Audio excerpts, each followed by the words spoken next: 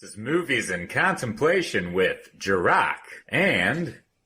Oh, am I talking to you? Yeah. He walked up to me and he asked me if I wanted to die. Hello everybody, welcome back. Hello, contemplators. We back! Another day. Another day, another movie. Another day, another movie, y'all. Mm-hmm. This is a good one. Yeah, we have a Jarokk pick. We do. Very odd yet sweet at the same time. And totally me when you watch the film. Y'all, we did Adventures in Babysitting today. Mm-hmm. It's a good one. Oh god, it's a classic. It's a fave. So let's go ahead and get into it. We're going to start the night off with the wine. Yeah, unfortunately, we could not find anything that has to do with this film. No, but that's okay. It's funny because... we will after this, most likely. Oh, yeah. As soon as this episode is, up and we're gonna done, find a perfect we're going to find line. something. I love that in the... when we were at the grocery store, you said, I'm looking for something that has shoe in it. Oh, yeah! And I remember thinking, that doesn't make any sense. But at the same time, there's a wine called Barefoot and Flip Flop. Oh, fuck. But there's no shoe? Oh my god, dude. We should have just got the fucking... Well, no, Barefoot wouldn't have done. Well, Barefoot is god awful. I don't think I've had it. Maybe It's I don't know. It's what you buy when you need something really cheap. A white elephant gift. White elephant gift. There you go. Yes. And Flip Flop is the same. I've only seen it in California. But anyway. On to it, y'all. We just went with Woodbridge. We may have done this one before, but I don't think we did the bourbon barrel aged. No, I don't think so either. Yeah, this is just like our lovely Elisabeth Sue. This is a well-aged wine. Ooh, Elisabeth Sue. Oh, girl. Come. Naughty. Coming for you, girl. Coming for All you, right. girl. Anywho, yeah. So let's move on over to the handy-dandy Shakespearean notebook. Notebook. Oh, my God. Good. All right. So we got stinking, mouse-eaten, lewdster. Stinking, foul-smelling. Obvi. Mouse-eaten, rodent-chewed, lewdster. Crude, sexually offensive person. I just like that word, lewdster. Lewdster. You're The such liquid a you. Yes, you gotta do the liquid you. So Jarokk. Talk to me, baby. Okay, so this came out in 1987. Okay. 87. 87, I forgot. Indeed. But what does this film mean to you? Please tell us. We're dying to know. I absolutely love this film. This film cracks me the shit up, okay? So, I watched this when I was really young. I didn't understand anything, really, that was going on. I just thought it was funny. What about it, made you laugh? Well, for me as a kid, it would have been like Sarah. Sarah was laughing all the fucking time. She had a She blast. was always having a fucking fun time. And just, the adults even were comical. I don't know. As a kid, it was just funny. Okay, that makes sense. But it was and then as I grew up and became a man, I started to understand everything. And I was like, there's a reason that this is PG-13 and not for children. Yeah. Because I was like, wow, they really call it Adventures in Babysitting in the title, the picture. The picture. The picture, the opener, the whatever you call it. The poster. The poster. Yeah. It really gives you this might be a fun family film. Yeah. This is a good coming of age, you're a teenager film. Yes. Absolutely. And especially what was so funny about it is that we've got a bunch of fucking suburban kids who go into the city in Chicago in, again, 87 no less. I don't even know what it was like in 87, but when you go into this deep city of Chicago, it's it's just really funny. You got these kids that have never experienced life. Yeah. And are experiencing it right away. Sheltered, rich, white folk. Yeah. Mm-hmm. So. Yeah. I've heard of the film, title-wise, and when I think of Elisabeth Sue, I think of Hamlet 2. Hey, she was still amazing in that. She made a great comeback. I'm saying that with quotes, but what's his name? The actor that plays the teacher. Steve Coogan. Thank you. Yeah. He mentioned, oh my God, Elisabeth Sue Adventures in Babysitting. Hello. Yes. But I never. Yes, God. It's just a movie that just flew over the radar for me, and I never watched it until until you. But you quote this so much as well. Because I love the quotes. Yes, The yes, quotes yes. are great. We're going to get there. Yes. All right, y'all. So we got this iconic, amazing opening of Elisabeth Sue dancing. And she is doing a dance to Nanny Kiss Me. You probably already heard it because, yes, that's going to be the fucking intro for this course. episode. So you already heard it. Yeah. So, yeah, she's doing the dance to Then He Kissed Me, and she's doing these fucking pirouettes, all kinds of shit. She jumps up on the bed. She's using the fucking bedpost, which looked like it was about to fucking fall off. I'm pretty sure they duct taped it because she's like leaning in and it's like moving. Have you ever done something like that, or ever caught one of your sisters doing something like that? I did something similar, but not. So mine was very different. My thing that I did was I had my parents. We used to have a bunch of American flags, and they had just like randomly around the house. Well, my dad was a car salesman, so we had a bunch of American flags Okay. at the time, and they weren't like little; they were like big fucking American flags. Well, as a child, they were big. But anywho, it was like a spear, and at the end it was like a spear tip. Well, one of the American flags broke off of one, and I like was using it as a fucking spear. So I'm in my living room, and I'm literally like listening to the Space Jam soundtrack or some shit, and I'm like flinging this bitch around like I'm a fucking like my Shogun warrior or some shit, and I was just like, ah! And my dad's friend came in and was like, "You better be careful of that. You're gonna break something." I was like, "I'm a professional." Oh my god, that really is funny. so on brand for you. So it's something similar like that. Dancing wise and shit like that. I don't know. My sisters, I think, probably did, and I'm pretty sure there's VHS footage somewhere out there. Yeah. I never really like danced around, but I used to have this image that like what if a film of my life, this is me like in elementary school or even maybe middle school, a film of my life ever happened. I thought like long and hard at the time what my opening song would be for like the opening credits and all that. Yeah. It was a garbage song. Ugh. I'm pretty positive it was called Queer. It was the first song in the album. I can't remember what the album is called, but it was like their big hit. Yeah. Like the queerest of the queer, the strangest of the strange. Coolest of the cool, the lamest of the lame. Like something about that song. I always like imagined, me like all weird, just getting ready, like getting dressed and just like, oh my god, my life is so fucking hard. Yeah. That was it. Yeah. It's funny. So you said that was at elementary school? Elementary school or middle school? Probably middle. Probably, yeah. Yeah. It's funny. Yeah. She's doing all this dancing around. She's 17. Yeah. Well, It's she's like- a very sheltered 17-year-old. Yeah, exactly. She's like a pure, untouched, like, she still lives in a little girl world. She's an angel in a shoe. She's an angel in a shoe. Angel in a shoe.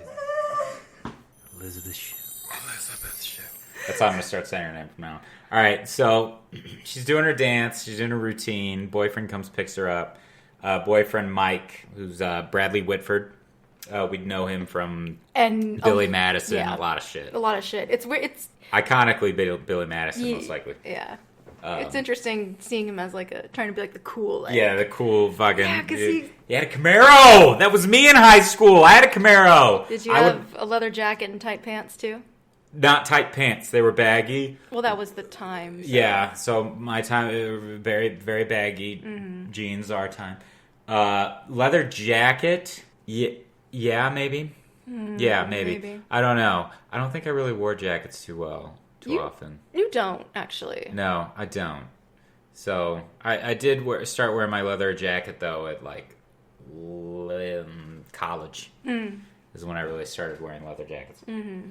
But I think it was all hoodies for me in high school, because that was all, Yeah. can afford. Yes, So. absolutely. Yeah. But, no. So, yeah, he shows up. My Camaro was fucking the tits. 95. What did you call it? Like the The Red Dragon. The Red Dragon. 95 That Chevy poor Camaro. car. Oh, it was the best. It met such a violent end. It did. I got Yeah. fucking T-boned on a one-way road, backing out of a driveway. Somebody flew their shit in reverse and T-boned me. Was it you that said it, or a friend? that you would drive in this, like, have, like, what's it called? T-tops. T-tops. You were driving in this, like, red T-top Corvette. Listening to 90s, like, Aqua. Oh, yeah. Yeah, I did. I used to do that all the fucking time. I would, like, be blasting 90s, like, club shit. Like the Night at the Roxbury soundtrack. Yes, essentially. I'd be fucking...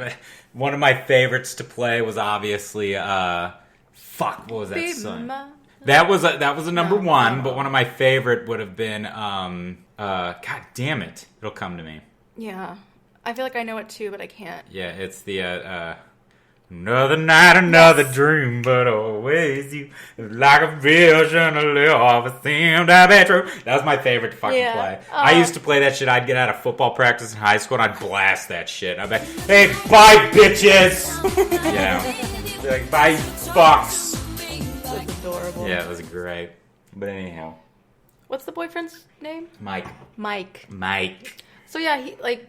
Because Elisabeth Sue, she was like dancing in her room because she was obviously excited about something. Yeah. So she's they're supposed to go to dinner, and Mike is all like, "Oh my God, no, Miss Sister's sick. She's contagious. You don't want to be around her. You know, contagion. You know, shame on him. He wasn't wearing a mask. If she was contagious, fuck you, Mike. Wear a fucking mask, people. Wear a fucking mask, Mike. Anywho, so she is all like, "Oh my God, well, I'm overdressed." He was like, "No, we can't go. I'm contagious, sister, you know, babysitting." And she's like, "Well, I'll come with you." Mm-hmm. If it was me, I would have been like, "Okay, Elizabeth Sue. Yes. Come on. Let's go. Come watch my sister with me." But no, he had other plans. So... I called bullshit right away. You did, absolutely. Yeah. And I'm sure everybody did. I mean, a guy shows up in a fucking Camaro leather jacket, fucking holy-ass jeans. Yes, I'm typecasting here. Yeah, just like brushing his, like... fingers through his hair, like, oh yeah, man, oh baby, I'm so sorry. I'm so sorry. Oh my God, I'm just so like hot. Yeah, I just like can't. So they reschedule, and then she moves in for a kiss, and he's like, "Oh, contagious." He doesn't even kiss her. Like, how fucking dare you, dude? Yeah. Anywho, so then she's upstairs. She's talking to her friend Barb. R.I.P. Barb. R.I.P. Barb. Deborah. Thank you, Barb. Deborah's storyline is actually kind of dark. It is, isn't it? It's really strange because, like, she talks about how she wants to, like, secretly murder her stepmom. Yeah. But let's forget all about that.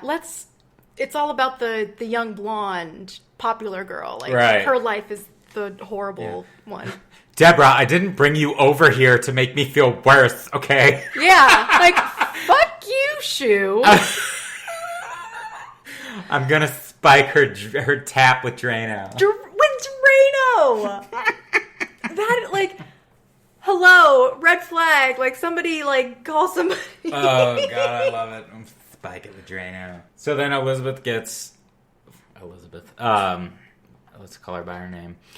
Chris. Chris gets a phone call to babysit. So she's all like, I don't want to do it. I want to sit here and I'm going to be depressed. You're like, well, go sit for the Andersons or whatever the fuck their names are, and then you'll be very depressed. So she was like, okay. Then she drives over there, and then we meet the kids. We meet Sarah, and we meet Brad, Keith Coogan, and I don't know, who's Sarah? Maya Bruton. Now, I don't really know. I think I only really know. I know Coogan from, because wasn't he in... Don't Tell Mom the Babysitter's Dead too, and dishes are done, man. Isn't that him? So. I think that is him too. Yeah. Yeah. So dishes are done, man.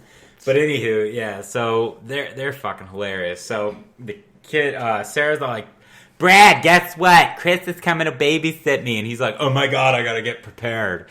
He like goes into the bathroom and he's like trying to fix his zits. Now, me as a kid, I used to just I didn't even give a fuck. I put makeup on mine. I would like cover my red ones up. But that makes acne worse. Well, that explains a lot. Now your skin is fine. No, back then. Oh, back then. I would be like, oh my God, I'm breaking out. I'd be like, fuck that. Hello. Mom's mascara. Mom's mascara. Was it mascara? Or concealer. Get that one. My God, you're such a dude. Yeah, thank you. Sorry. Yeah, whatever.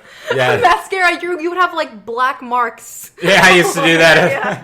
Where are you going? A band show? Yeah. Football night. Yeah, football night. Football night, yeah. But anywho, yeah. Did you have bad acne? No, it wasn't horrible, but I used to get them in, like, the fucking worst places. Like, sometimes I would get them on, like, the lip, and it would look really bad, and I'd be like, oh my God! Yeah, exactly. Yeah. I'd be like, it's just a pimple!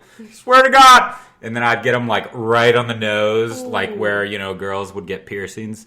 I'd get them, like, right there, where they'd get, like, that bullet piercing thing. Yeah. And I'd be like, I'd get it, like, right there, and they'd be monstrous. And sometimes, I wasn't horrible, but when I would get one, you'd know, because it was, like, a monster. Oh, that sucks. Like, it wasn't like Brad, where you had, like, a bunch of random little spots all over the Yeah, poor Brad. I fortunately didn't have horrible acne, like, because my older brother, poor guy, he had it so bad. And I would... almost kind of similar to you. Like, mine weren't, like, huge, but I would get them, like, on my chin. Yeah. And once in a while somewhere else. But I really lucked out in the pimple department. Yeah. And it also helps when you have a beard throughout high school. And then you really don't, like, have to worry about it. I can totally relate to that. I know you can. I know you can.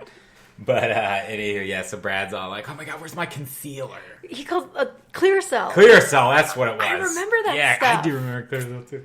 He's like, oh my God, Sarah, do you have my Clearasil? And we meet Sarah, who is a hardcore Thor fan. Hardcore apparently. Thor. Now, the only kind of backstage,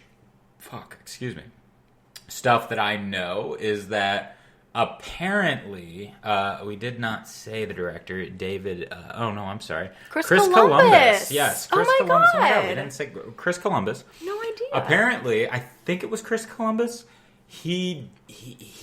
So originally I think Sarah was supposed to be, now this is, don't quote me, but originally I believe she was supposed to be like a She-Ra He-Man fan.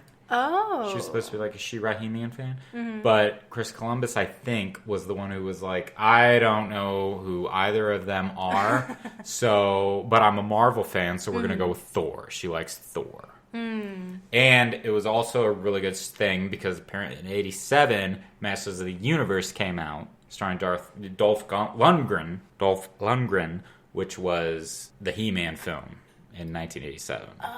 You've seen me watch it before, I think. Maybe, possibly. And it might be a pick. Who the fuck knows? Who knows? But anyway, yeah. So I think it was kind of like competition. So again, there he was kind of like, I don't want to like have a He-Man connection come out at the same time. Yeah. So it was kind of good that he stuck with Thor, which I loved. So Sarah's got a huge Thor thing. She stole his Clearasil and painted with it. Yeah. Apparently, because it was the type of Clearasil. Was it like an orange cream? Oh. It helped, like, treat acne, but it also worked as a concealer. Really smart product, actually. But I'm sure because it had makeup in it, it didn't do anything to help your acne, honestly. Right.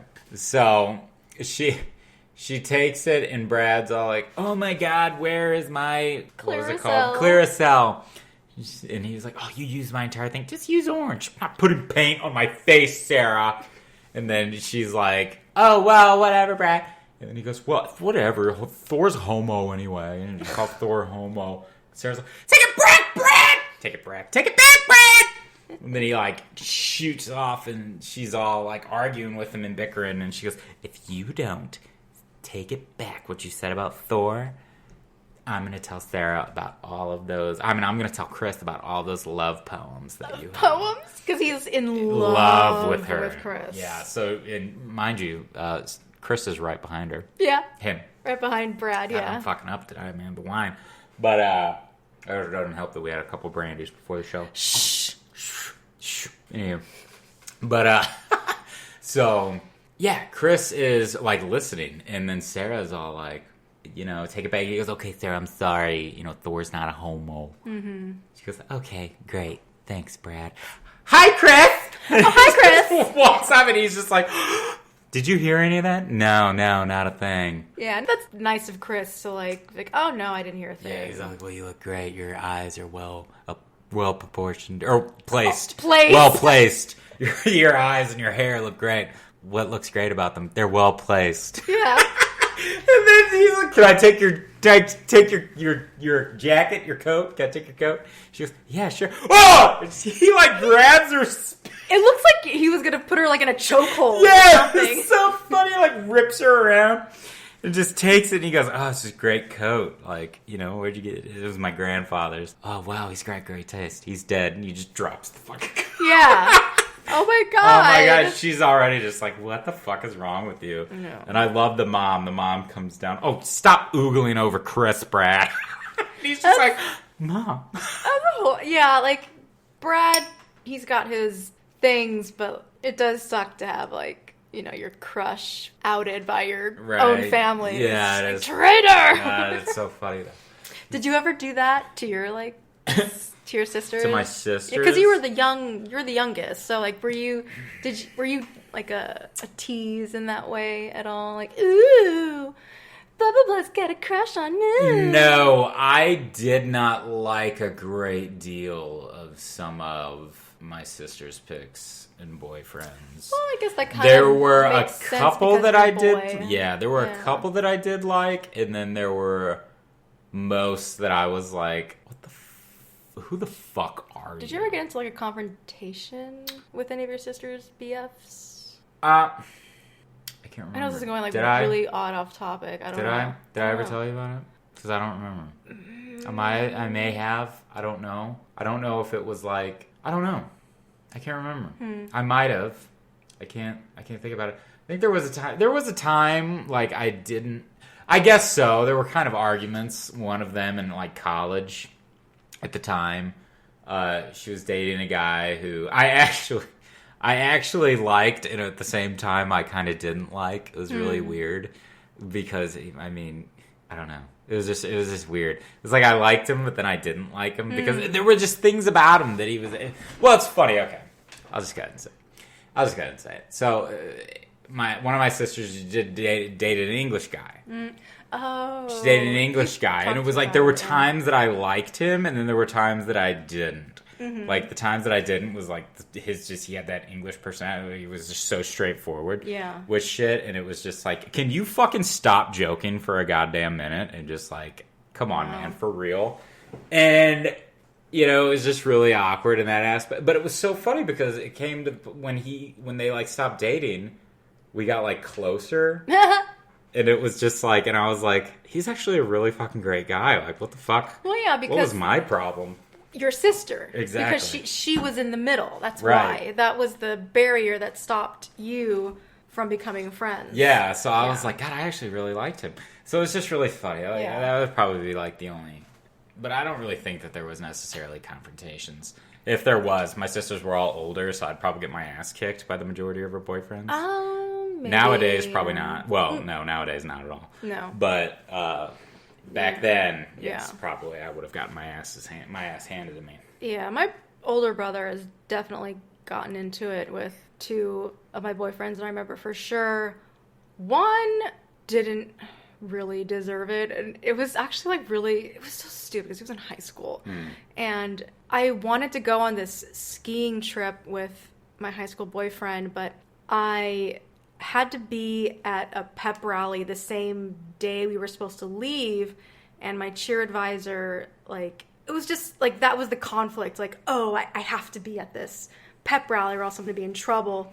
But I've never been up to like Big Bear or whatever, and my like high school boyfriend and like my mom like kind of got into it a little bit, and then my older brother, like my boyfriend and I were like leaving the house, and then here comes my older brother stomping down that cement walkway down the trees with a freaking knife. Oh! Like threatening with a knife, but it was like comical actually. Like, really, dude? You're like, what? Where did you come from? First of all, it was like he was just, my boyfriend was just, he was not threatened at all. It was just all for show. But anyway, I would have laughed at his fucking face. I'd have been like, are you alright? Yeah. You alright, dude? Yeah, you want me to cut some carrots for you? Yeah, want to butter some scones for me? But you know what? But at the same time, good for him, though. Because, he's looking out for you. Yeah, So good for him. Yeah, my boyfriend shouldn't have raised his voice at my mom. Absolutely not. Oh, yeah, no, that's unacceptable. I mean, that's unacceptable. Yeah, Absolutely. yeah. You don't do that to your fucking significant others. Or anybody. And to an adult like that. To an adult, especially if you're a fucking teen. Listen, kids. Listen, children. To your elders, some of them. When you hit like 21, then go ahead and do whatever the fuck you want. Yeah. But till then, you're not an adult. Yeah. So yeah. Anywho. They're the parents of the kids. They're going to some like a party, some party. work thing, yeah. A work party. Their dad owns a building in downtown Chicago. Apparently, he owns that like diamond-looking building. That's I don't know what it's called, but I think he's either the owner or something. He has something to do with it. They keep Well, calling they it always- his owner. But how many of us as kids used to do that? I used to refer to the dealership my dad worked at. My dad's dealership. Yeah, You know, yeah. I mean, I I don't was know. just saying, it's my mom's school. Yeah. My mom's hospital. Yeah, You know, yeah. Shit like that. Yeah. So it was just like really funny. But yeah, they're going to some party downtown. And they'll be back at like 1 a.m. That's a long fucking party, man. Yeah. That's like club and shit. That's a party. Yeah, that's not I don't know any. They're doing more than sipping champagne and eating hors d'oeuvres. Yeah, that's for sure. You better believe it. Yeah. Hello. Yeah. Oh, we did not just do it at the same fucking time. Yep, we did. So they're definitely sniffing. Again, for the record, we do not do coke, ladies No, and we gentlemen. do not. And everybody in between. Yes. No, we do not. That's like the second coke joke we've done in That is, in a isn't row. it? So. No, yeah. So she, the kids, the parents leave, and then they get a phone call, a collect call, mind you. And Chris answers a collect call from. It's Mike. Is it Mike? She thinks. And I love it. It's a collect call, and mind you, she accepted a collect call from. So the parents are going to pay for it. For those of you that don't know about calling collect, the person who calls collect, you are paying for them to talk to you on a fucking payphone at that time. Well, it was probably Mike. That's why it was so probably important. was Mike, and then they said you got to accept a call from Brenda. Yeah. You know, or Brenda. I mean Deborah. Or Deborah. Sorry. Brenda. No, Brenda. I keep fucking up. No. Brenda. Are you sure it's Brenda? It's Brenda. It is Brenda. Oh my god, I wrote down Deborah the whole we're all time, so fucking up. I got the name wrong. Oh That's my god, fault. we're all fucking up. I'm Oh over my here calling her God. fucking Barb. You're calling her Deborah. Brenda. Fuck me. Damn, all right. white girl names. Yeah, Brenda, Penelope Ann Miller. So, yeah, they get a collect call, and she accepts. And she's like, "Oh my god, Brenda!" And she's like, "Chris, I'm in trouble." What happened? Did you spike the spike the tap tray now? Ugh. No, I ran away from home. Just out of nowhere. Yeah. Okay. Just randomly runs away. Yeah, I need money. I used it all in a cab here. She's at a bus station downtown, and she's like, "I need you to get me some money. Can you get me money for?" To get to whoever's house. And she goes, I don't have that kind of money and I'm babysitting. Can you come and get me? Yeah. I'm babysitting. Chris, there's some weird shit. And now, mind you, I love it because there is really goofy shit. Like the homeless guy banging on the fucking, he's banging on the fucking, get out of my house! Yeah. Like trying to get his, there's a homeless man here. He wants to get his slippers and he wants to get his, and you see like dentures and shit all over the place. Yeah, like toiletries. Yeah, and he's like, get out of my house! You just moved! She fucking kicks his shit out. And she goes, oh my god. And then she looks over and there's this random dude with a trench coat, and then he like pulls it and pulls a gun out and he makes this hilarious smile. He's just like, It was so weird because he looked like he was going to be a flasher because he opens his coat and he smiles, but he's got like, I think that was essentially what you... Was that on purpose? I think you're kind of hitting the nail on the head there. Yeah? I think that was... I mean, I could be wrong, but I Probably kind of not. like that idea of... It was a flat... Because, again, this has to do with kids. We can't flash a dick, you know? I True. mean, because there are going to be kids watching. I mean, PG-13. But, Yeah, I did watch plenty of PG-13 movies in my younger fuck, times. Jaws was PG back in the day, so there you go. Uh-huh, true. But I would like to think, both of us probably, that was the joke. I think so. It was. Yeah. It was like Instead of look at my dick, it's like, look at this gun. Look at this gun. Yeah. Downtown. Look at the gun. Yeah. Because every time he did it, he made a face that just fucking killed me. It was so like funny. the exact face of like, woohoo. Yeah. It was just so funny. Oh my god, he's got a gun. I think he's gonna use it on me, Chris. You need to get her now. She's like, okay, Brenda, I'm on my way. And he wanted to use a different kind of gun on her. Right. fucking skin rifle. So he goes down. So then they leave. She argues with the kids, and the kids are all like, "No, we want to go." And she's like, "Fine, whatever." And then we meet Anthony Rapp's character, Daryl. Well, we met him earlier, but it's all right. Yeah, but Anthony Rapp, I love him. I do so much. I don't know about you, but I've been an Anthony Rapp stan ever since Rent. That's when I first knew of his existence. Mine was Road Trip. Road Trip, yeah. He was the douchebag. He was. Yeah. Well, actually, no, I guess mine would have been this, but I didn't know it was him at the time. Exactly, that's the thing. Like, Anthony Rapp has been around for so long, and I didn't even know if is he naturally a redhead? It looked like it, didn't it? He's got some blonde eyelashes. Yeah. Like, holy shit.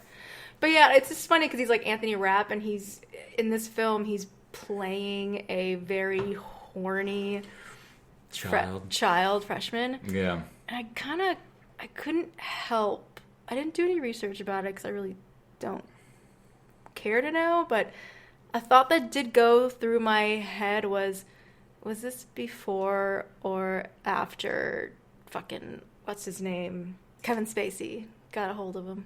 Fuck, I don't know. Yeah. If you don't know, Anthony Rapp was the one, I'm not talking about just you, but anyone that's listening, Anthony Rapp was the one that called out Kevin Spacey for molesting him when he was a child. Wait, I didn't know that. So Anthony Rapp I didn't know Anthony Rapp was the one. Yes. He was the one that called out Kevin Spacey? Uh-huh. Oh, shit. Yep. Oh, okay. Well, no, I didn't know that. Mm-hmm. It was just, I know, it's a dark thought to have, but God. still, like, I don't know, I never did. I have no idea. Yeah. That's crazy. Like, when it happened. Oh, fuck. I don't know. Holy shit. I don't know. All right. Well, yeah, I don't know. So. Didn't mean to darken this. Well, it is really funny because, it's not funny, but it's just when Chris is like, you can come, Daryl, but if you do anything, you're dead. And he's like, and raped? Oh, like suggesting, man. like, well, you can go ahead and rape me. I'm all for Yeah. it. Like, Jesus. Well, that's such a child thing to say. It is, so. and especially a boy. Like, A a boy back in the day, maybe even now today, I don't even know. It's like, it was always the fantasy for the young man to have the teacher or the older woman. Well, that's why a lot of something like that. Yeah, that's I think why. Well, when you think of that episode of South Park, Yep, exactly. Miss Teacher bangs a boy. Yeah. Like, where were all these sexed up teachers when I was a kid? Right. I know. Like, women can be predators too. I know. Okay.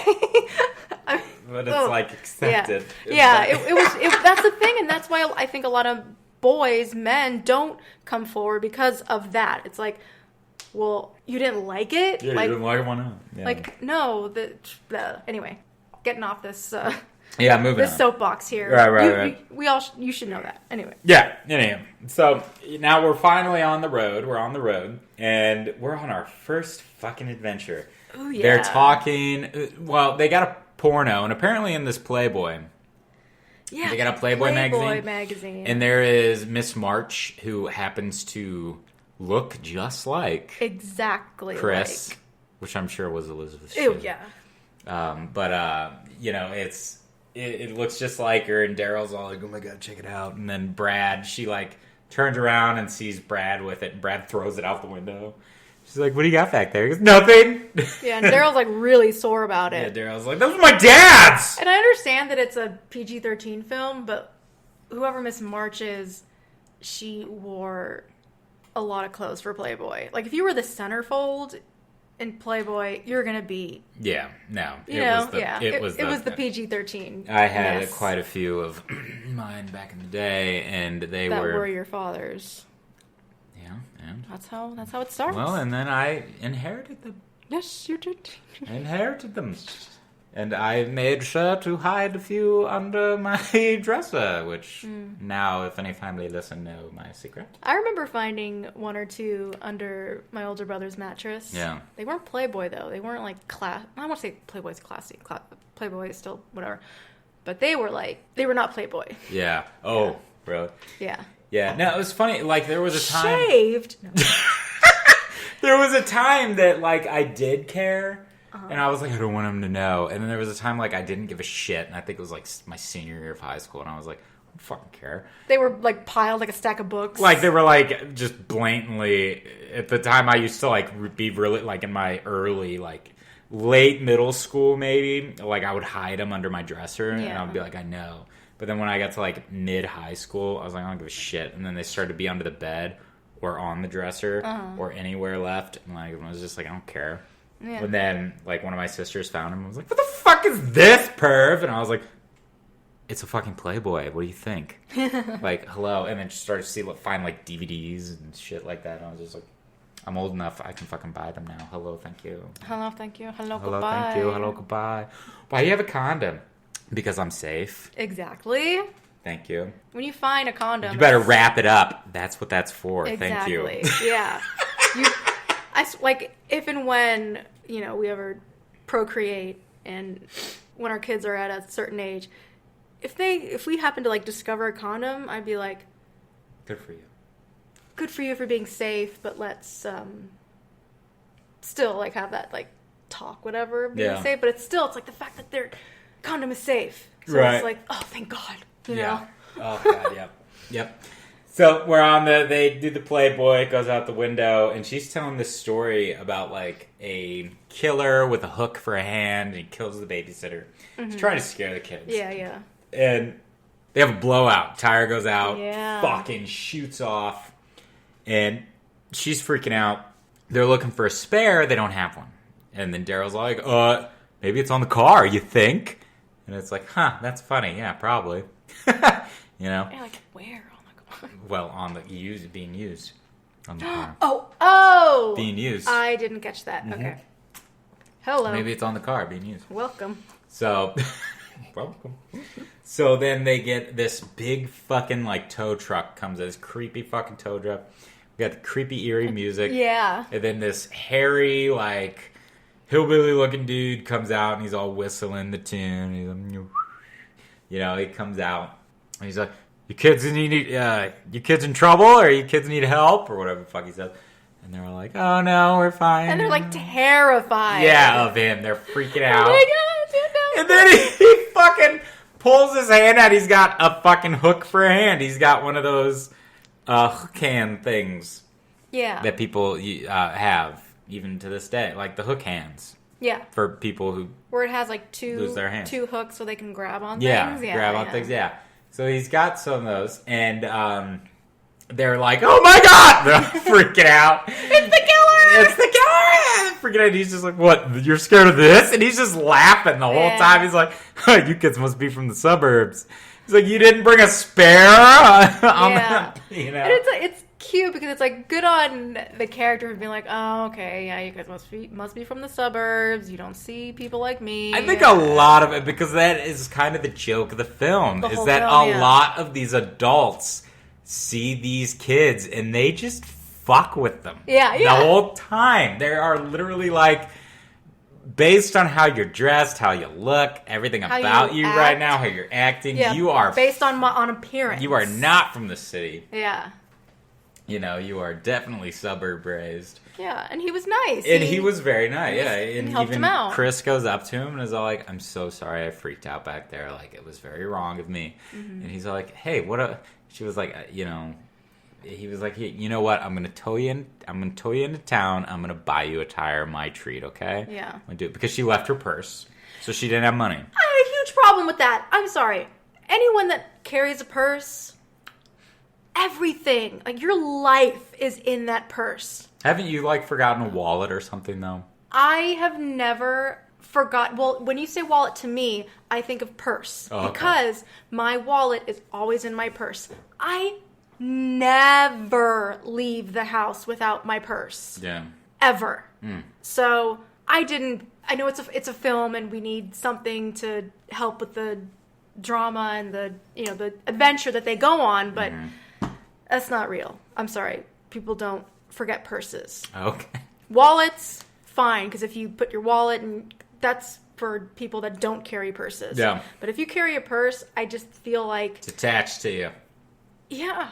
It's just that... It's a comfort thing, and it's also... your life is in that bag. You can't go anywhere without it. Yeah. So...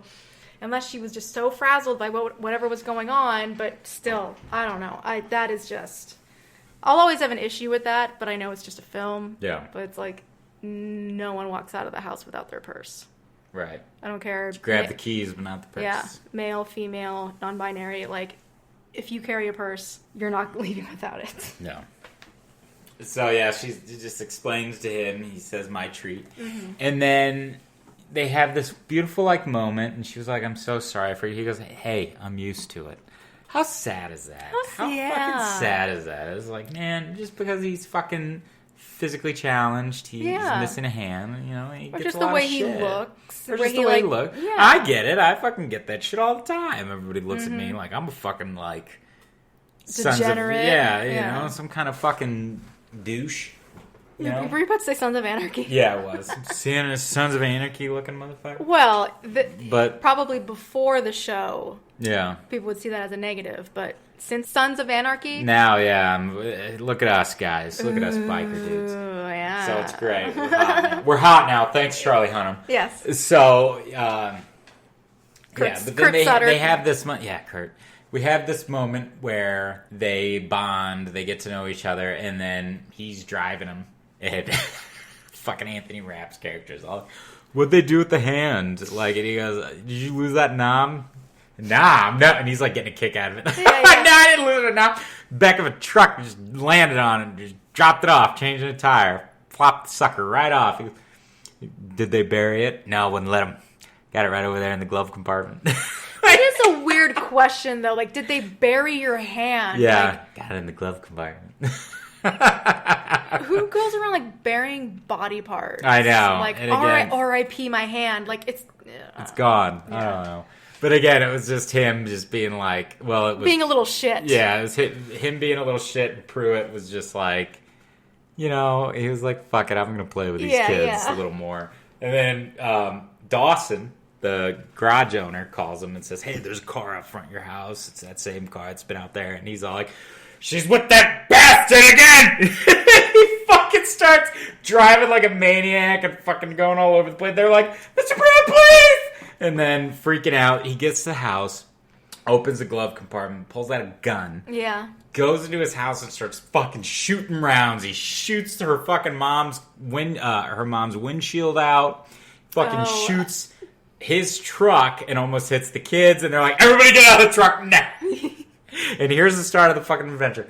This is where they're like, oh my god, they get out. Pruitt and this guy start fighting, and then the dude had what I believe was a Fleetwood Cadillac. And he starts... They get into this guy's car. Yeah. And they're like, oh, everybody lock the doors. The doors lock automatically. And then this fucking figure pops up from the front seat. And they're like, oh my god! They like freak out, and then he drives off. Yeah.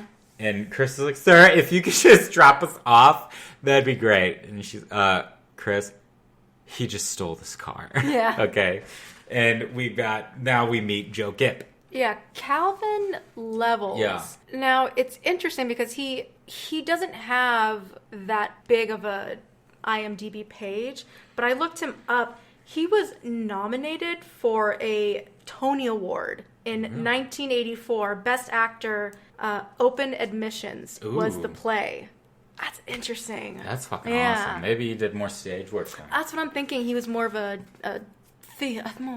Because I loved him. Oh, he my was God. honestly, I swear, like, Calvin Love, he was my favorite. He was my favorite too. Like, right out of the bat. As soon as he smiled. Right. I'm sorry. I Where she's losing her swooned. shit. Yeah, where she was losing her shit, and he just gives that little smirk like, he goes, shit, I wouldn't even get out of the car in this neighborhood. Yeah. A mall? A mall? You think there's a mall? I'll drop you off at a train station, but I ain't going all the way to no mall. Yeah. You know, it's just really funny. So he takes him to a chop shop, and she's all like, will you protect these kids? Will you not do anything to these kids? He goes, no, you have my word. He takes him to a chop shop where we meet Ron Canada's character, Graydon, and then... I'm so used to him playing more of a cop.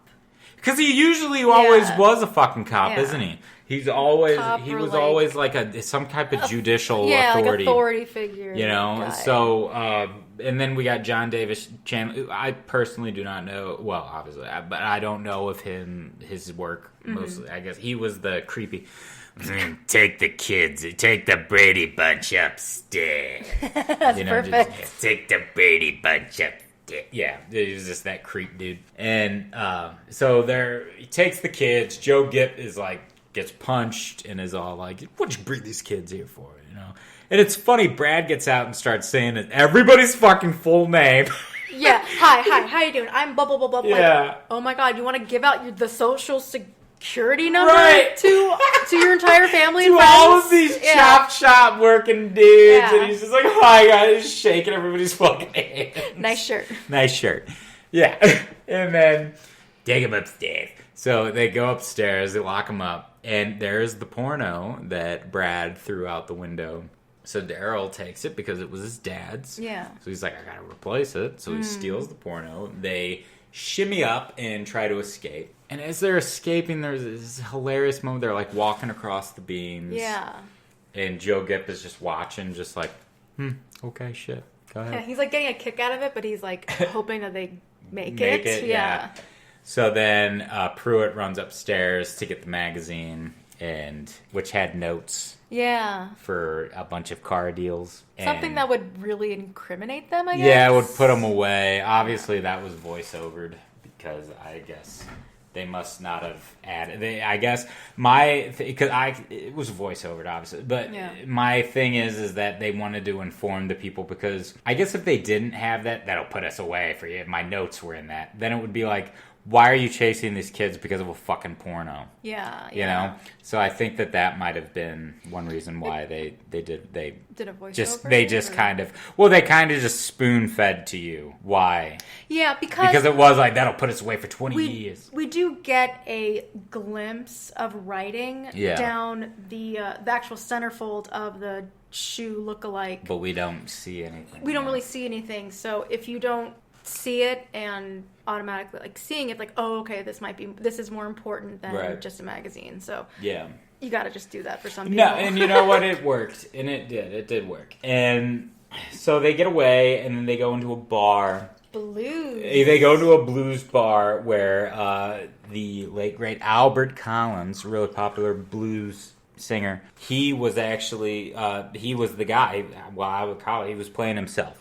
Yeah. So he was on there, and Elisabeth Sue and the kids go on the stage, and they're all like, she's like, sir, we just need to get out of here, if you don't ain't nobody getting out of here unless you're singing the blues. Ain't nobody leaving until you're singing the blues. And she just looks over and she goes, they want me to sing. And he's like, well, then do it. Get us out of here. She's like, I can't sing.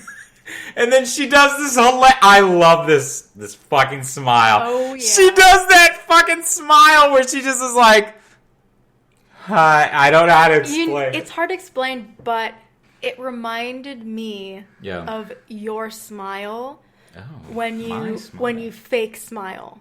Really? You have this fake smile, and you do it. It's so rehearsed because you nail it every time because it always looks the same. And I'm not saying it's this like big, bing, like bing smile. Right.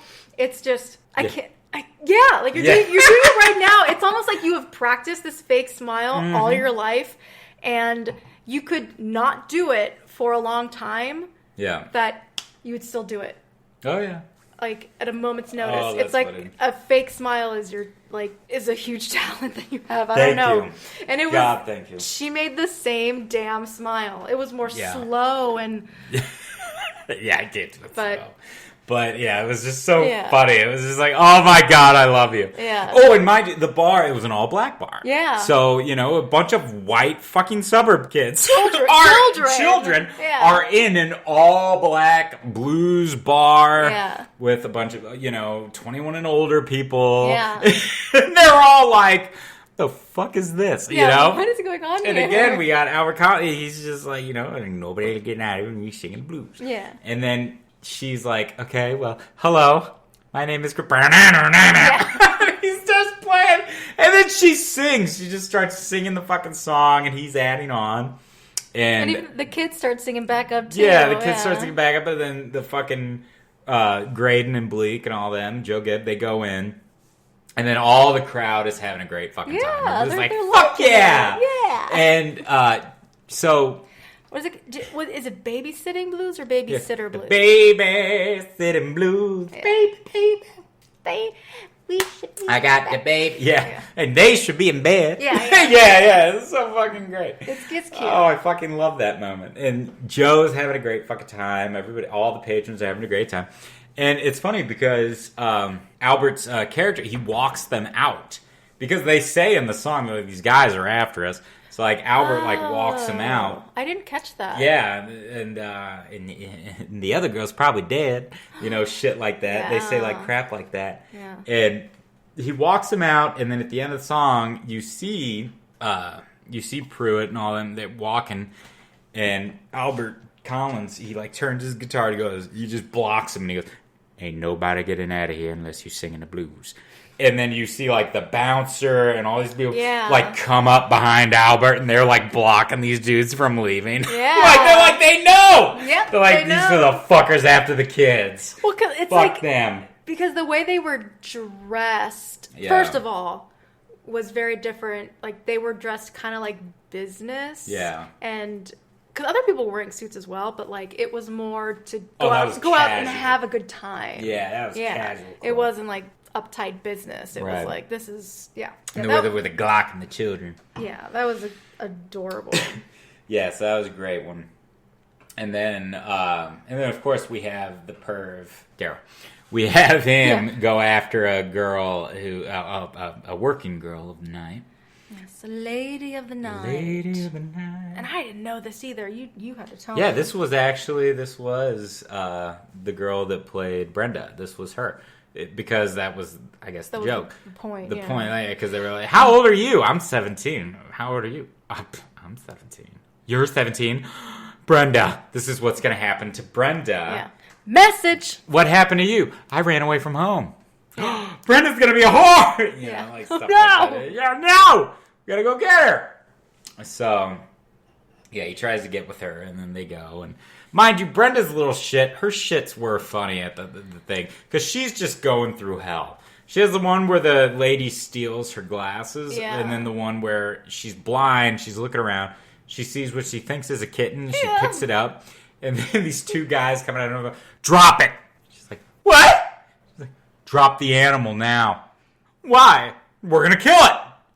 This is a poor defenseless kitten. That's a jumbo-sized sewer rat. Ah!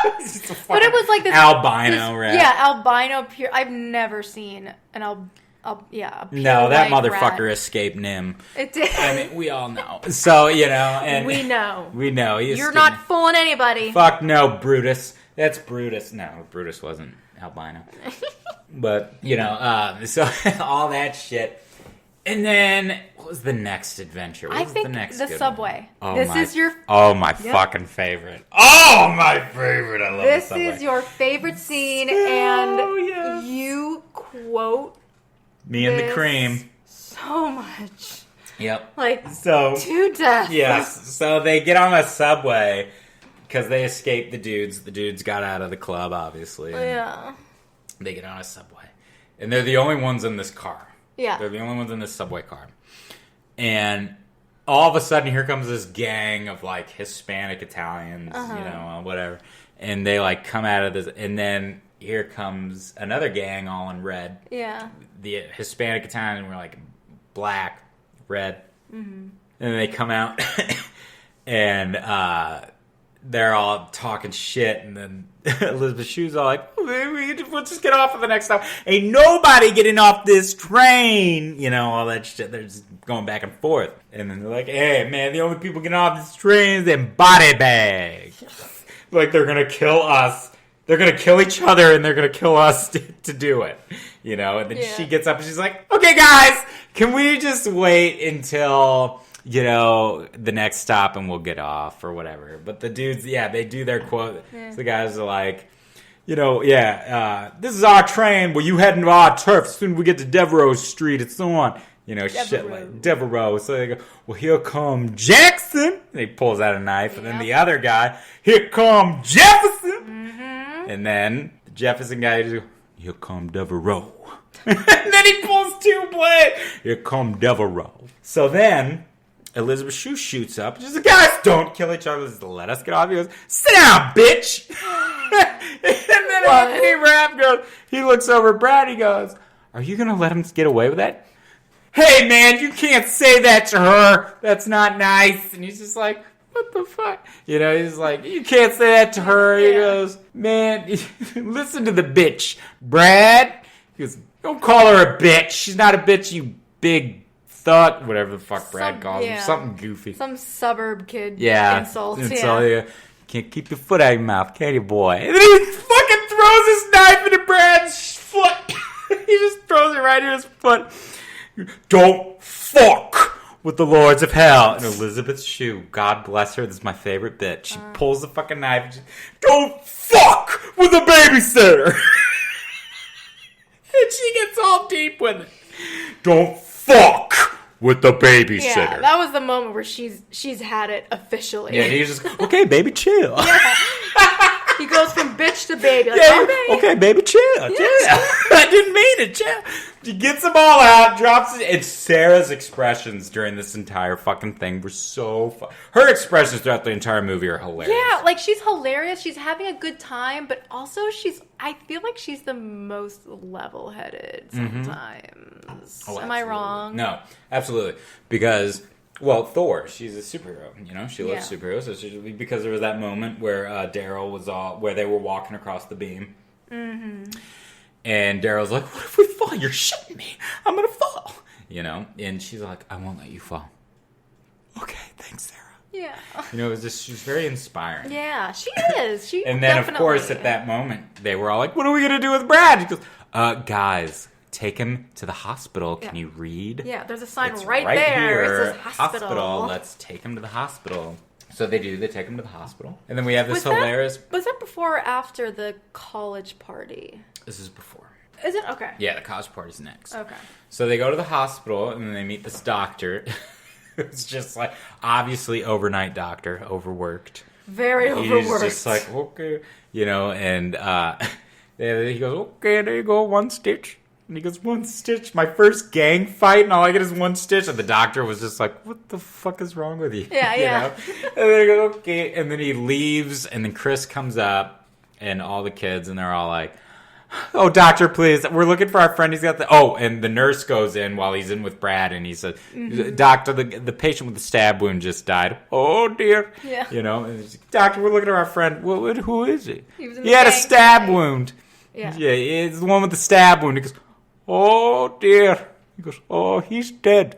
Your friend dead. I'm so sorry. I'm so sorry. Your friend's dead. They're like, oh, my God. They, like, freak out. Chris faints. And then fucking Brad comes out and he goes, he's your friend. Oh, no, he's okay. You see? Yeah. You see, I mistake. Like, yeah, what's going on here? Why are you guys all sad and shit? So fucking funny. So then they just do that moment. He goes, I'm going to go get the paperwork. And then we see the guy whose car they stole, the Cadillac. Yes. He's like, those are the kids that took my shit. Yeah, and he's about to go get him. And then we also see... Pruitt.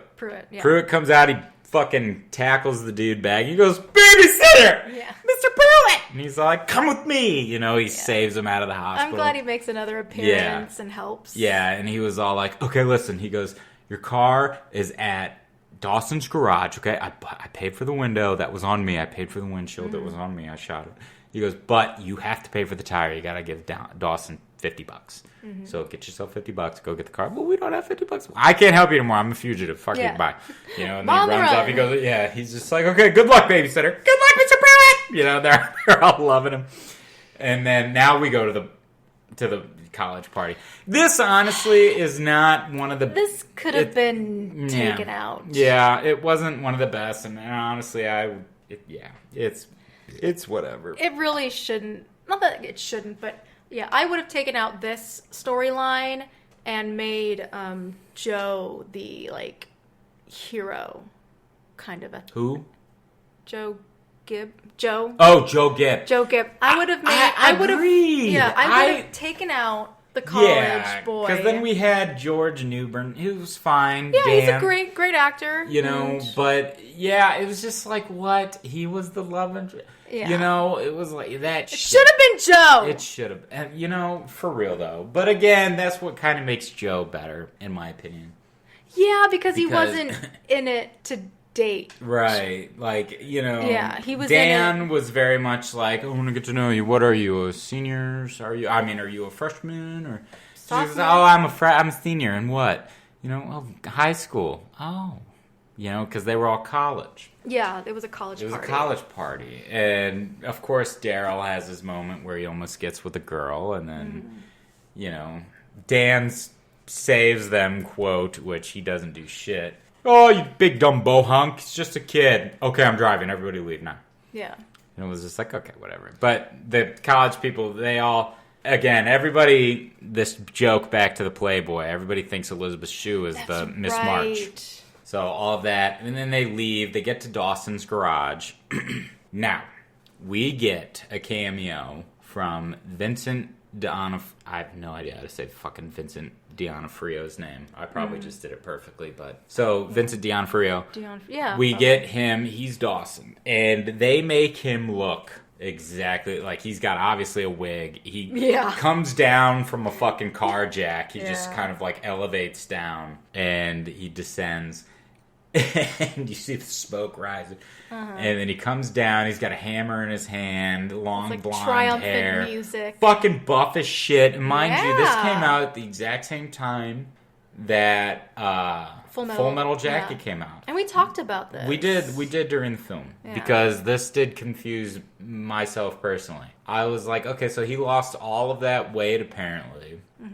Because that was his body. Yeah. He lost all that weight. But again, you had some pretty good points because he was, in both films, honestly, very short. Yeah. And obviously there was probably a couple year however many difference from the filming. Yeah, filming is different. There could have been a connection with people that were involved with both productions, and because he was in the beginning of Full Metal Jacket, and then he was at the... And Mystic Pizza, I don't think, was much long after this. Yeah, I don't... And he was...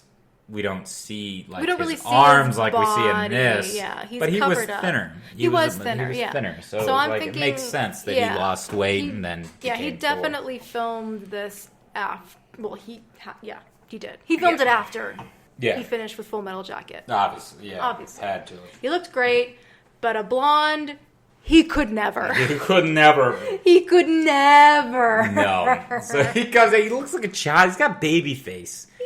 Yeah, he had baby face syndrome. Yeah. So he comes down that thing, and he's all like, looking like Thor. Sarah goes up, oh, Thor, God of Thunder, and beats her hammer. She legit thought that he was Thor. She is so great. That's what I love about her. She's so Asgardian. She like, so I believes love her. in these heroes. He fights the god. He fights the realm of darkness. All that shit. That's why Thor's the best. So he's all like, all right, you owe me $50. We got $45. Then you don't have a car. But you're Thor. You're supposed to help people. Okay, well, if you won't do that, then here, take this. And she gives him his helmet. She wears his helmet throughout the movie. Yeah, a helmet and a cape. Yeah. Was it a cape? Yes, there was a cape. Okay. No, there is a cape because she loses it. Oh, later. That's right. Yeah. Yes, you're absolutely right. So, so she takes off her helmet. She gives it to me. He goes, are you giving this to me? She's like, yeah, I am, And he's like, you know what, kid? She was like, here, take the car. And I'm like, okay, well, and he goes, hey, kid, here, I got one of these at home. Oh, but one of the best parts was she said that Brad called him a homo. Oh, God, I forgot about that. She goes, oh, well, even though Brad over there, he called you a homo, and he goes, you talking shit about me, kid? And he picks Brad up. Yeah, he's just like, you little bastard. No, I would never. Again, where it's like, it shows Sarah's childlike mind where, there's like no filter. Like the emperor has no clothes. Like she's going to call out everything. Yeah. So they have that beautiful moment, and then he gives her the helmet back, and then Chris with the check. She's all like, Can you send me your address so that I can write you a check for $5? He goes, will you get out of here? Yeah. Now that we talked about that check, we have to bring up another one of the good parts was back to Brenda. Brenda is now blind and whatnot, and she goes and she's getting hungry, and she goes to a hot dog vendor, and she goes, oh my God, are these hot dogs? Yeah. Okay, can I have one? Yeah, $2. Oh, great. Okay. Well, I don't have $2. So he makes her a hot dog and he's about to give her he goes, $2. Okay, well, I don't have $2. Can I write you a check? He goes, get out of here. He's like, no, you can't write me a check. And she goes, oh, no, it's a perfectly good check. I can't do this. Just the way she talked, it's really funny because it really shows the time of checks. Yeah. Like it was. I'll write you the difference. Endorse the check to this person. You can, checks were so fucking complicated. Right. Like, oh my God. Yeah, he's like, I am an all cash basis. You do not know. Yeah. Well, I'll just write the difference to you. Come on, it's a really good check. Yeah. He goes, listen, you slip me the money and I'll slip you the wiener. Well, I don't have the money and I don't have a wiener. It's... Way to put in those jokes. Yeah. For a PG-13 in the 80s film. It's so good. So then they go off, they're driving, they finally got the fucking car back, we're almost homeward bound. Oh. So she stops at a restaurant that she was supposed to go to with Mike. Right. And we see the Camaro with so cool on the license plate, which is Mike's license plate. She goes in, and he is having dinner with some tramp. Floozy. Yeah, some flues. And, she gets into it. She confronts him. And then Brad pretty much just straight up is like, you're a douchebag for what you're doing. You got somebody like Chris who likes you, and she's amazing. Fuck you. And I'm not going to stoop to your level and hit you. Daryl... Who I failed to mention earlier that Daryl did get his ass kicked by Mike apparently for touching his Camaro. Yeah. And Daryl was like, "Fuck, I will," and he kicks Mike in the ass, and Yeah. Mike goes flying into somebody's table. That was a cool moment of Daryl having that Yeah. No, but I will. Yeah, but I fucking will. do it, I'll yeah. fucking do it, you dick. Yeah. And Yeah, because the reason why Mike was with that other chick was because she had a reputation for being a sure thing. Yeah, she puts out. That's Elisabeth Sue, Chris, she is, how did he put it? She's buckled at the knee. Yes. Is that what he said? Yeah, I think so. She's buckled at the knee, kid. Good luck. Yeah. And it's like, fuck you for fucking waiting, And, yeah, it's like, if that's what you really wanted, then why not just start with the other chick? Right. I don't know. Or that's just showing what a douchebag he is. Yeah, and a lot of those movies from the 80s to early 2000s were very with the guys. Oh, I'm gonna get the ungettable. I'm gonna be the one to get the virgin. And I'm gonna break her. Yeah, I'm gonna break her in. I'm gonna that was the ultimate prize. That you were given the ultimate king of high school. Right. If you banged. You could tame a fucking stallion. Yeah. Yeah. Yep. Some horses cannot be tamed. No, not at all. So I know. Opie agrees. So they do that, and then they leave, and they lose Sarah. Sarah goes wandering off. She goes to a fucking toy store. Toy shop. Yeah, toy store. And then, of course, the guys, the bad boys are following her. The suits. Well, they're not suits. They're the bad guys. They're following the bad them. guys. And she runs. She goes to the first place that she knows, which is Dad and Mom's building. So she goes to the building, and she runs in. The guy cleaning the floors is like, kid, you can't come in here. And here goes fucking Ron Canada's character just fucking she punches the shit out of this fucking floor guy for being like, can't come in here, get out. He just fucking punches the shit out of him. Mm-hmm. Sarah goes in, there's chocolate donut all over her fucking gloves and hits 2 floors. So the Bleak goes to one floor, Graydon goes to the next. Bleak goes to a floor where her parents just happen to have their party. Yes. Graydon goes up to a floor that hasn't been built yet. It's in construction. Yeah. And that's where Sarah goes. So Sarah's running, and Graydon is following her, and she goes out the window. There's a rope out the window. She goes. She's trying to climb down, thinking as a child probably it goes to the bottom, and then realizes it doesn't. I know. I don't know. That to me, that decision for a child to, let me use this flimsy rope, or I'm not. I mean, I know kids when you think, like, they don't think of the ultimate, like, consequences of what can happen. Like, to her, that was the best way to get away from these bad guys, was to dangle from a fucking skyscraper. Right. Whoa. Yeah, so she does that, and then he goes after it. Well, at first he's like, what the fuck are you doing? Yeah, kid, what Tries are you to pull doing? her back up, and if... I wonder, though, like, I mean, good on her, I guess, for not trusting him, but you can't get into the mind of a Well, that's what's bad guy. so good about Ron Canada, is that he had you guessing, didn't he? Yeah, he did. Because he had me as well. Because it was like, that was just so good about him. And it was like, do you really care about this, the fact that this is a child that is about to fucking die? Yeah. Or are you really just doing this for... Because we know that Bleak would have just fucking... He was obviously just wanting the fucking magazine. Yeah. But was Graydon really wanting Yeah. to just save the child just to get the magazine? Yeah, he That was the somewhat question. walked the line Yeah. between complete bad guy. Like, he was more in the middle, and then, like, Joe was, like, the opposite, where he wasn't the bad guy. Yeah. And then Bleak, Bleak, he was, like... He was on the fucking far right. He Yeah, would he have was thrown there. them all off a building. Yeah, he was like... Just so he wouldn't... I'm gonna deal with the children. Yeah, just so he didn't spend time in jail. Yeah. Like, people could They die. could put us away for 20 years. Yeah. So, she goes out, and then Chris has that hilarious, but she goes in the party, wears fur coat. Fur coat. She's running around. She's all, like, trying to find... She sees the family, or the parents, and the parents are all like, oh, do we have to leave yet? We don't ever get out, and I'm already, like, fucking however many drinks in. 3 sheets to the wind. And the husband is the one that's like, honey, we have to go. Yeah. Like, he's the one, honey, we're leaving. Yeah, this babysitter out of life. Yeah, okay, it's, we gotta get home.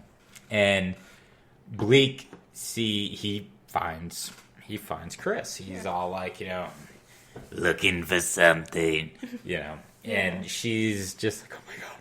The parents come, distract him, and then he sees Sarah out the window. Bleak does, and he's just like, shit, just looking out. And then Chris sees her, she goes, oh my God, ties something like an extension cord or something around. Yeah, it was a cord to some type of, like, hot plate. Yeah. To keep the hors d'oeuvres Hot. warm. Yeah, and he trips over it, and then the parents are helping him and trying to get him up, and all like, oh my God.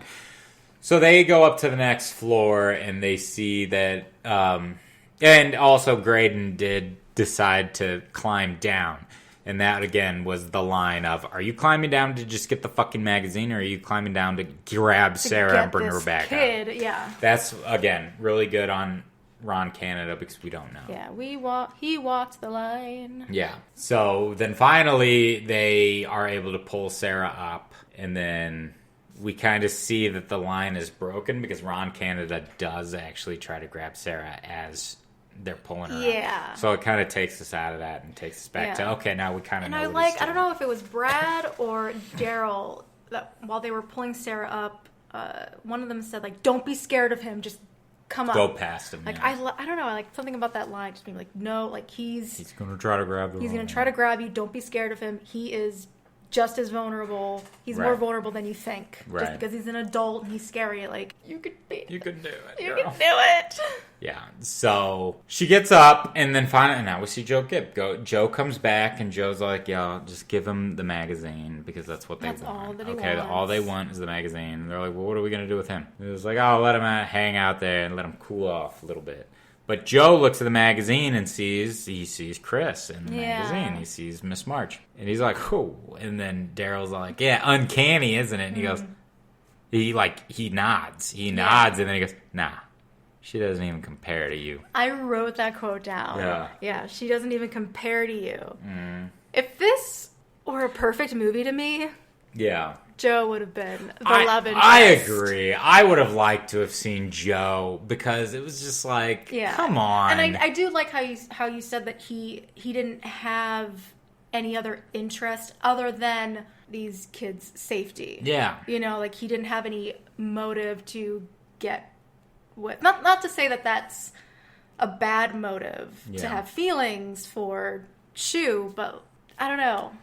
It's like Yeah, and the thing is that we don't know his age range either. I assume that he's probably around the early 20s. Yeah. You know, and it's like, yeah, you know, so I don't know. And he is older. When I looked him up, he was born in like 1954. Oh shit! Yeah. Yeah. So he was definitely. So he had to have been in his young. 30s. Yeah. For this film, then, because he's not far off from where my parents are. Mm-hmm. So yeah, no, 54. You said?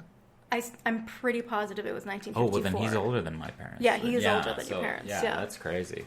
So yeah, he was definitely in his 30s at this time. Yeah. So if we're playing actual real age, I know Elisabeth Sue was definitely older than 17. Obviously 17, yeah. But that's a big age range. Yeah. So I guess if you were to remake the film, we could adjust age and whatnot. And well, God love Calvin Levels because he obviously just didn't age, at least during this film. He looked young as fuck. He didn't. So he looked good in that aspect. So they get out, they get the magazine back, and Joe actually punches Bleak. Finally. Because Bleak was like, I'll deal with the children. It's like, yeah, because I was like, he wasn't that intimidating to me. None of them were, honestly. I mean, you could argue that Graydon kind of was, I guess, because of the fact that he punched Joe. But Bleak wasn't intimidated. The only thing about him was, I guess, creepy. It was just his voice. His voice, and he just looked like a... You know what he reminded me of? That character in Harry Potter, the later movies. It was that one character, he would do this. He would stick his tongue out. Hello, Father! Yes. He gave very that. Hello, Father! Yeah. Was it Bonty Crouch? Yes. Junior. Yeah. Junior. Yes. Yeah, Bonty Crouch. Yeah, he did. Wasn't he? He was like, he was a well, at least the guy that played Bonty Crouch, he was attractive. You know, I mean, this dude was like, he was just decrepit as fuck. He was like Crypt Keeper looking version, you know. But yeah, so they get out and they're on the way home. Yeah, they're trying to beat the parents. And the parents are in front of you. Oh my God, Sarah, Brad, is that your parents' car? Yeah. Everybody duck! Yeah. She fucking just drives duck. By. Yeah. They all duck. Oh, they grab Brenda at that point. They do pick get up Brenda. And then they drive off. And then they get home. She's like, Brenda, go home. No, I'm not going to. Brenda, go home. Okay. You know, Brenda leaves. Everybody else, get upstairs. Put on your pajamas. Daryl's like, I don't have pajamas. Then get upstairs. Yeah. Just go. And she's cleaning everything up. She's racing. Yeah, because the kitchen was like still a mess. Yeah. So Brad didn't do any of this cleaning and shit that he was supposed to do. She had to clean it. And then the parents get home. She lays down. Oh, God. And then she's like, oh, yeah, Daryl stayed the night.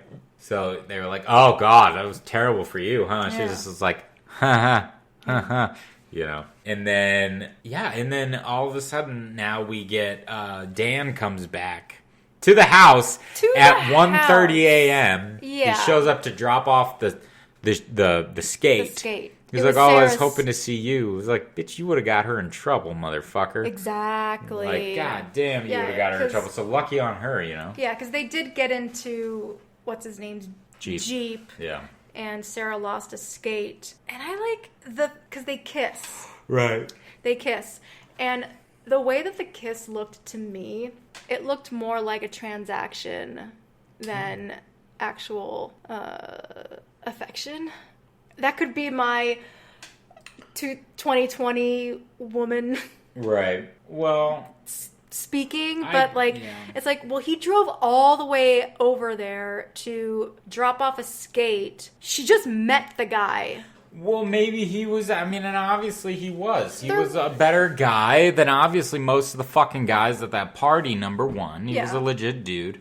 And number two, she was a prude fucking teenager. Yeah. So who's to say that she was, I mean, obviously it's probably her first fucking kiss for all we know. Yeah, I don't want to say first kiss. Well, not first kiss, but, well. She's kissing a guy she met that day, so that is pretty forward of her. Okay, there you go. Yeah. Well, maybe.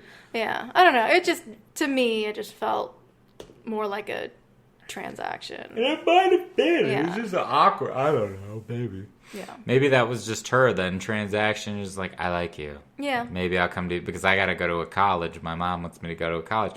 So now maybe I'm going to go to your college and then we're going to have fucking Adventures in Babysitting 2, which College we didn't end up years. having. Yeah, college years. But Boring. We don't want to see that storyline. we don't want to see that storyline. We don't want to talk about the remake that Wait, what? I'm all about. Yeah, there's a remake. There. Disney remade Adventures of Babysitting.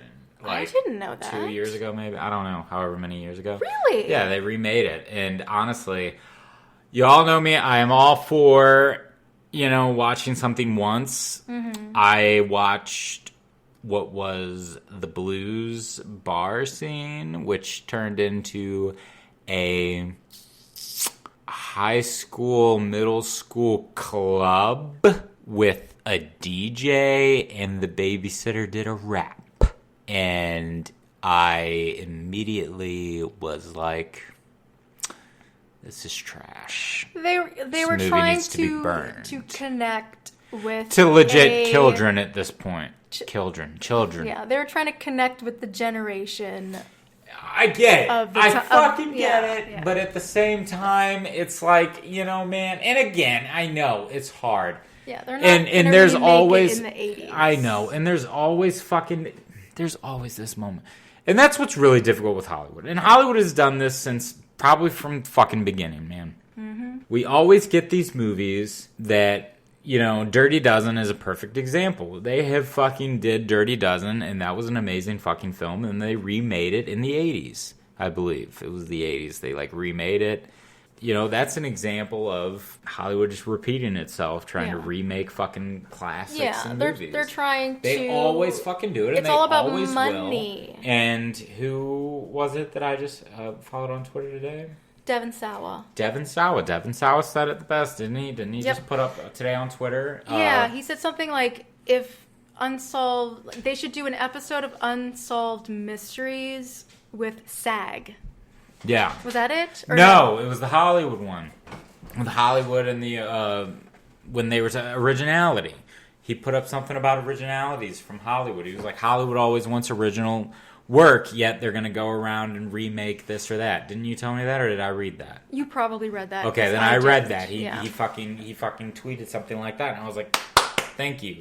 Yeah, he's a great tweeter, honestly. Yeah, if you were a fan of Devin Sawa, like I was when I was growing up. Yeah, all of us. He's so great because he somewhat trolls himself, but he is so spot on and so smart. Yeah, he's funny as fuck. Yeah. But yeah, so that's essentially that's the end of the movie. Yeah. And I just love it. I don't think, but again, I don't think I can get behind the remake because the remake is this particular remake is strictly for kids. I'll have to check it out. I mean, good luck. Okay. No, I'm not telling. I'm movie. not telling you that. Yeah. I'm just saying, good luck to you, because I only tried to watch the rap part. If our nieces and nephews want to watch it or something like that, and if you would be like, no, we're watching the original. One. Yeah. Yeah, we're gonna watch this one, and then I'll get in trouble by the parents for because I did with Indiana Jones. Apparently, I was their age when I fucking watched Indiana Jones. You showed the part where people's faces were melting off. Well, excuse me, I was a fucking child. I was their age when I watched the entire fucking film. My parents didn't say jack shit. And then I show it to the fucking kids nowadays, and now my parents are all of a sudden up my ass for showing that and my sisters are up my ass for showing that fucking part. When I was like, where the fuck was this when I was watching? Where the fuck was this shit when I was watching it? You guys were right behind me going, whoa, look at that. And I'm fucking probably younger than these children. Same. I'm sure I would get the same thing. My mom, that was our thing. We would go to movies all the time. And I saw plenty of movies with her that I should not have seen. But she would never take my nephews. No.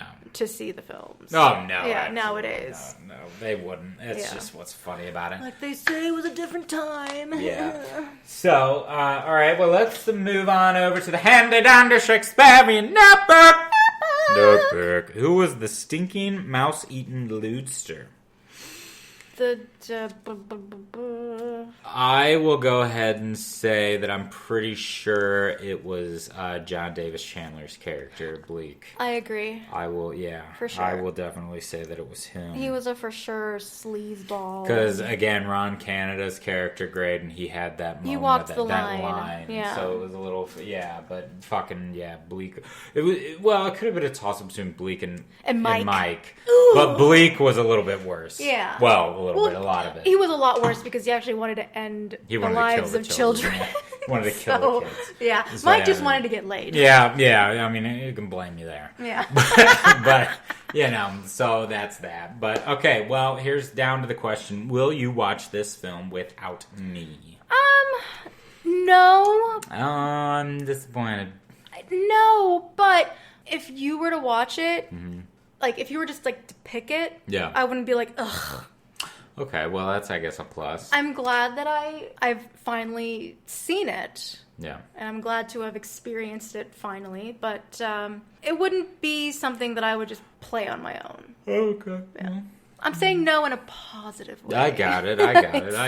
Well, I'm just glad you liked it. Yeah, I did like it. I mean, it was good. It is a great film. It is actually really good. Yeah. And it really brings out the 80s. So, everybody, Hold on. Hold the God. fucking phone, guys. You got contemplators, you guys. Fuck my drag, right? You guys want to just end this episode so quick. You got me. Don't blame our contemplators, okay? You just probably have to take a piss or something. I'm fine. Well, yeah, you're not wrong. But anywho, okay. So what do you got in store for me? Okay, What's next so week? since you picked Adventures in Babysitting, which is not. Oh shit! I'm nervous now. Well, what do we got? because it's a film that I guess if for our listeners, you would. I'm gonna assume that people would think that would be more of a me pick. Yeah. But this was a your pick, so I'm gonna pick a film that I believe people would think would be a you pick. Ooh. But you have never seen this film, and I absolutely love it. I saw it in theaters. Okay. You probably already know because I was watching it yesterday. Secondhand Lions. Yeah, no, I've never seen. You've never seen it. You've only seen the fighting scene because of Travis Willing. Yeah, I love Travis. Yeah, we are our dear friend who we don't know, Travis. Yeah, Travis Willing. Yes, AKA Grog. Yeah, if you're a Critical Role fan, he does Travis have a really good cameo in this. But I was really nervous to pick this because this film, I think it's adorable and fun and like educational at the same time, but I don't think it did that well. It's with Haley Joel Osment. This was like while he was like still young. He was still young, but he was definitely going through puberty, so he had a lot of like these like moments. Michael Caine and Robert Duvall. Yep. Yeah. Old Boo Radley himself. Yes. Yep. So Contemplators, if you haven't seen this film, it's on HBO Max right now. Please watch it. I think everyone should watch this film. I think it's great. Well, I'm a little excited because I didn't watch it. And yeah, it'll be fun. Mm-hmm. So Contemplators, you heard it. Next week we got Secondhand Lions. So once again, Contemplators, thank you so much for joining us tonight. It's been a wonderful time. Please go ahead and like and subscribe. And again, you can find us on all podcasting platforms. Yes, and again, please leave us a review if you can. We are all over the World Wide Web. On Twitter, we are movies_pod. On Instagram, we are movies.contemplation_pod. We have an email, movies.contemplation@gmail.com. And on Facebook, we are Movies and Contemplation. Yes, all right, Contemplators. See you with Secondhand Lions. Secondhand Lions. Bye. Bye.